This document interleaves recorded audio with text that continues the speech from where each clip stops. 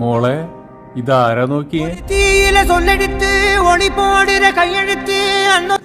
അച്ഛാ, പ്രേമമുത്തി ഇവനെങ്ങാനും കിട്ടിയിരുന്നെങ്കിൽ എന്റെ ജീവിതം തൊലഞ്ഞേനെ.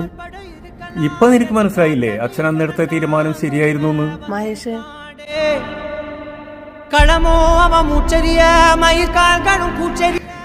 നിനക്ക് ഇപ്പഴും ജോലിയും കൂലിയൊന്നും ആയിട്ടില്ലേ?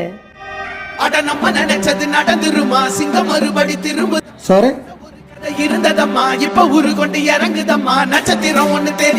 സാറെന്താ ഇവിടെ? ഞാൻ തൊഴാറിങ്ങിയതാ.